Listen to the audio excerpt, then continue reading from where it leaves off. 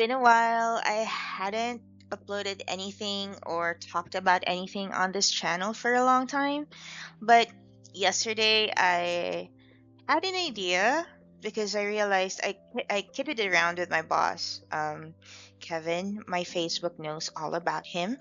Um, we've been working together for over a year now. Um, we were joking around, and he was like, we were joking around, and I was like, I've been telling people that you actually send texts over to me, and I'm like, oh my god, why does he have to make me read his spam text? And then I realized that he makes me read the non essential to him so that he can focus on what matters most to him. I'm actually his second brain. And then I realized that for a lot of people, becoming an executive virtual assistant is an aspiration not for anything else but for the salary. But I'm here to tell you that it's not just about the salary. The salary comes when you are excellent. People will pay for what you can do for them when you're excellent. So I'm here to give you tips on how to ace it and rock as an executive virtual assistant. Because fetching coffee isn't part of your job description, but you can get them Starbucks. So, the role of an executive virtual assistant is that you're not just a helper, you're a strategic partner.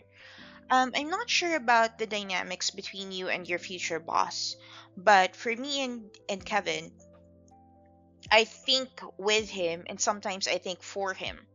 But the general stuff for an executive virtual assistant is that inbox, you tame it.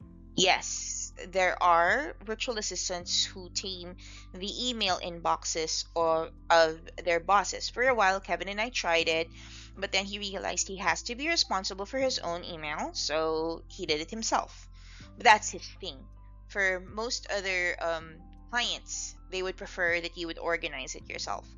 Calendar, you rule it. Yes, I do rule the calendar.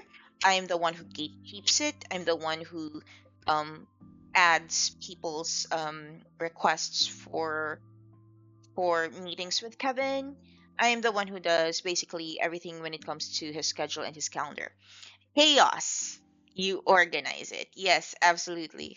Um, I will have to say that Kevin is one of a kind, one of the most chaotic people I have ever met. And yes, I will have to admit that um, working with him was about teaming the chaos of who he is. All the administrative work, all those things that I need to do, those were an exercise in taming the chaos that is Kevin, really. So, yes, welcome to modern virtual assisting or modern virtual executive assisting. So, what are the core traits of a kick ass EVA or executive virtual assistant? What separates the meh from the magnificent? A proactive mindset is key. Yes, you have to anticipate things, you have to be the one to volunteer. You can't slouch here. If you want a job where you just sit most of the day and do nothing but get paid big bucks, this is not it. This is not it. Being a slouch as an executive virtual assistant is not going to cut it because there are a lot of expectations for a virtual assistant, for an executive virtual assistant, because you are the gatekeeper. You are the money penny of your boss.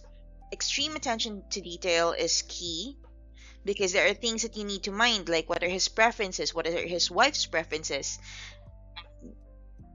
An idea comes to mind, but I won't say it. Like, what are his wife's preferences? What are his mother's preferences? He will be asking you, some of these CEOs will ask you to order flowers for his wife or order gifts for his mom. So you have to have the mind to be able to hold those things. You have to be discreet and trustworthy. Yes, like for example, he wanted to surprise his wife with a trip to, I don't know, Cancun or something. Um, it will be on you to keep that a secret. So you have to be a strong communicator as well. You have to be able to. There are days when you won't understand a whit of what the fuck he's saying. But it's up to you to untangle that, and it's up to you to be able to translate that into a series of tasks, and it's up to you to be able to reflect that back to him and check for understanding.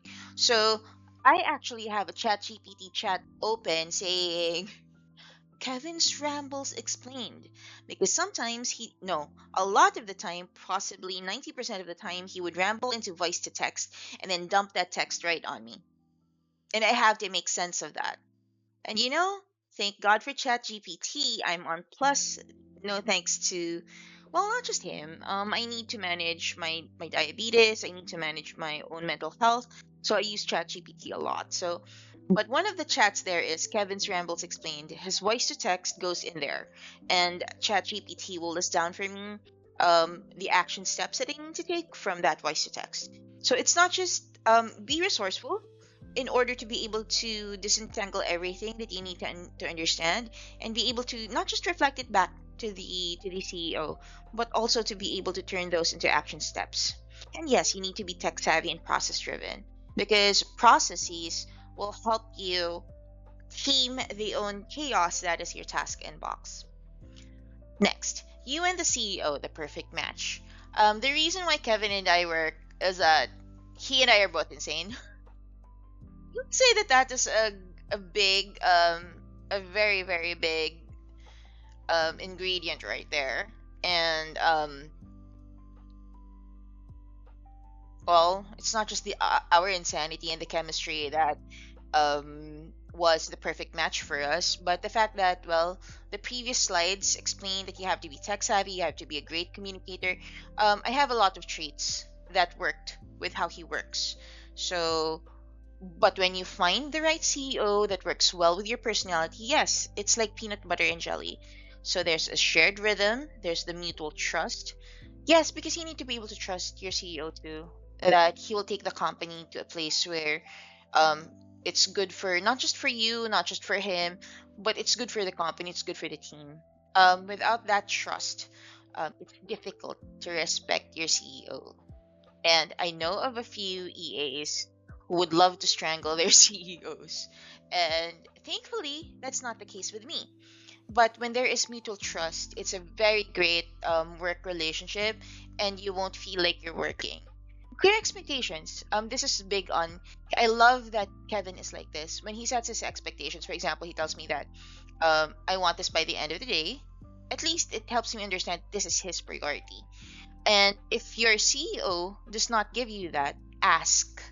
Whenever it's confusing and whenever it's vague, it is important to ask. So, for example, the CEO did not put a deadline on your task. Then ask the CEO, when do you want this by? That way, you will have clear expectations for yourself. And yes, when it clicks, you guys move as one. Be the second brain. This was the concept that got me here and updating this podcast. So you're not just supporting, they're thinking with you. Actually, yes, that's what I came across the concept of the second brain last year. It's like you get a notepad and then you dump on it everything that you need. And this is a system that they even try to create with the second brain. And it's a way of having something else or a system to handle how you think the non-essential things that you need to think about anyway. But having an executive virtual assistant is like having a living, breathing, thinking second brain. And that's the essential part of your role. That's the essential part of my role. I used to complain the first time that he sent me a fucking simple text that was just an indicator that his tax accountant, was working on his taxes. He didn't think it through, just sent a fucking text to me, and I was just like, oh, this is his accountant. And he was like, call the number, because it was actually a government text. Call the number, ask them what it was, and I was like, oh, why would I have to? This is just this account. I explained to him, this is your accountant logging into your account, and I'll check with him.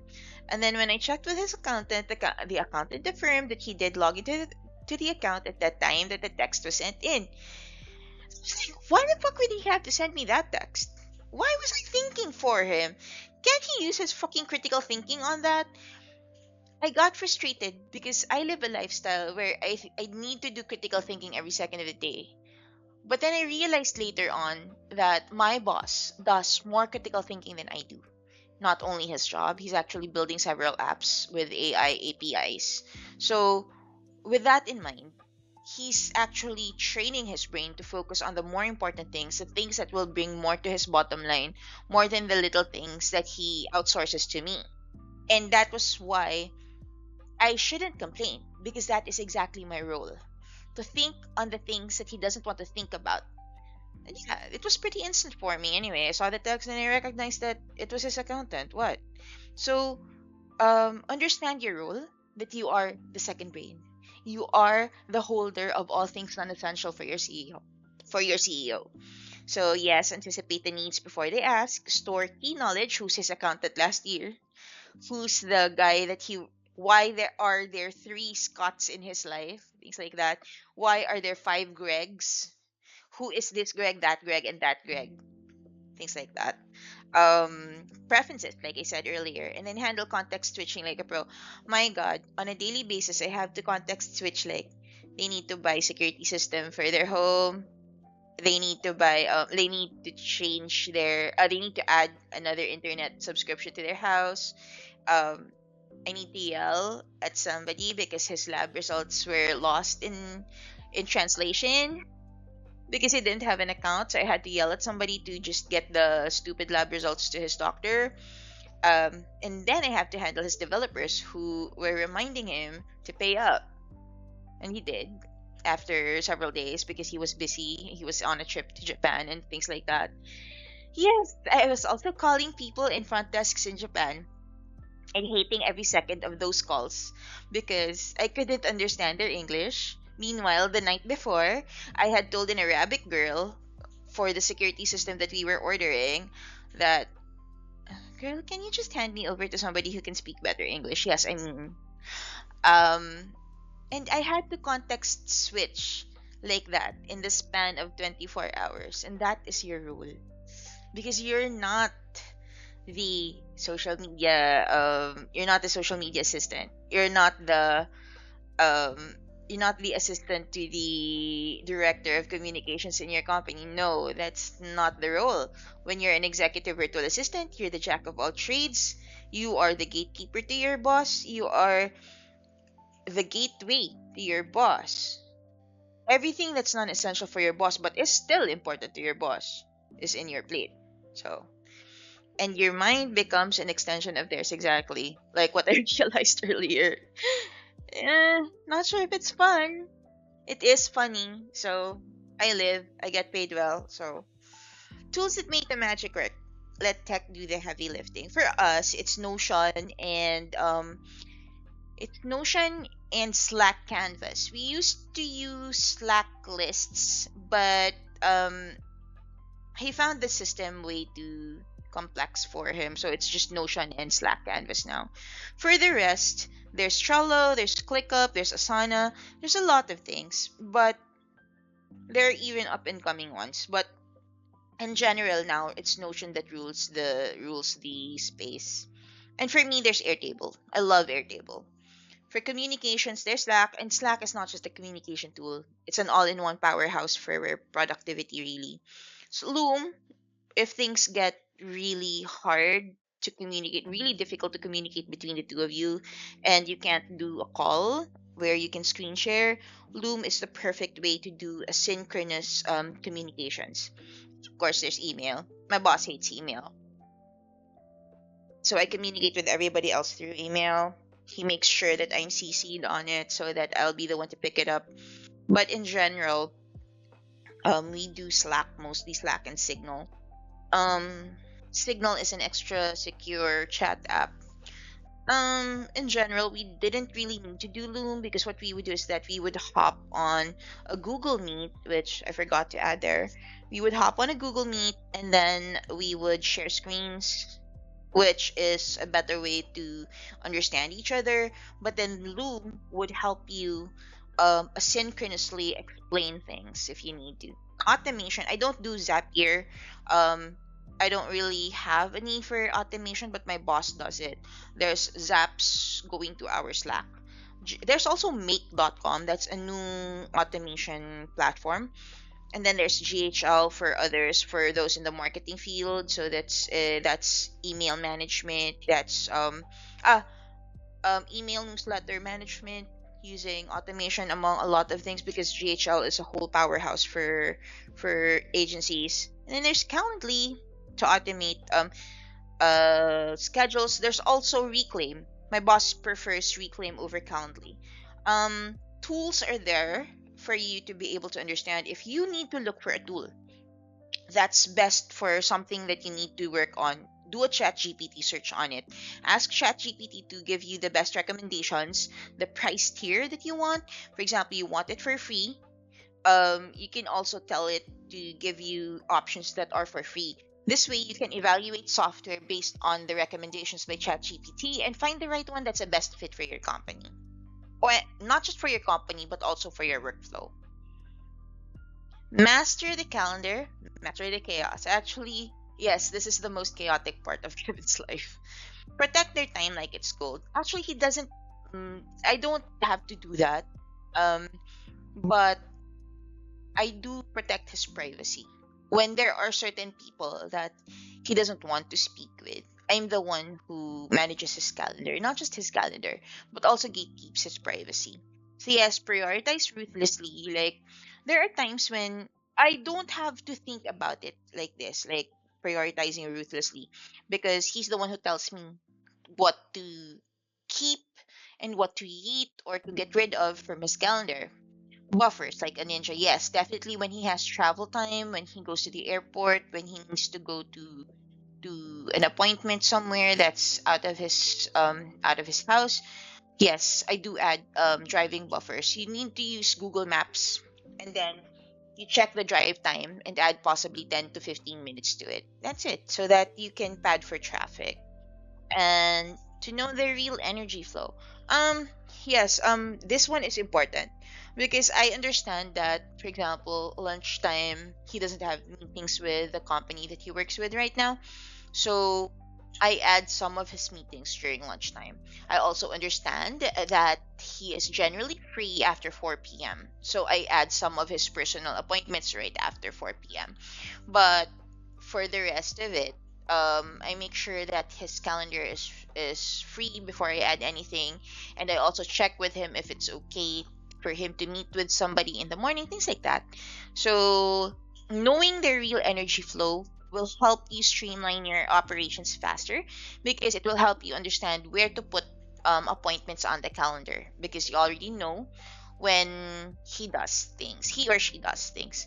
So yes, be the gatekeeper and the flow curator. Learn your CEO's language. This one is important.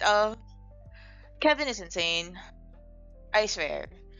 Um, every conversation we have, we end up giggling together because, as he said, we're like a couple of blind lemmings falling off a cliff.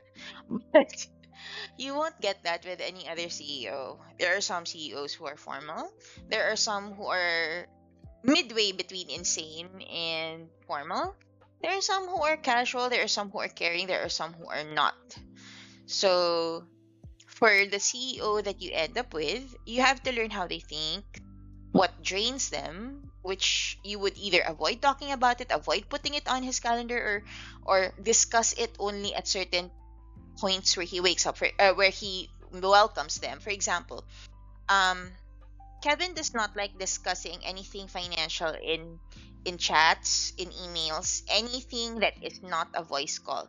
He would prefer that it be told to him via voice for some reason, and that is how I discuss anything that is money related.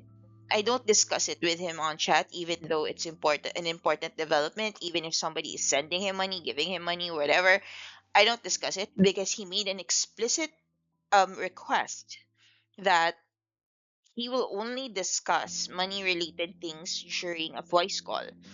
So, a voice call or a meeting. So, I did exactly that. I make sure that the things he doesn't want to do, doesn't want to discuss, I will only discuss it in his platform of preference. What lights them up? Yes. So what does light Kevin up? A lot of things.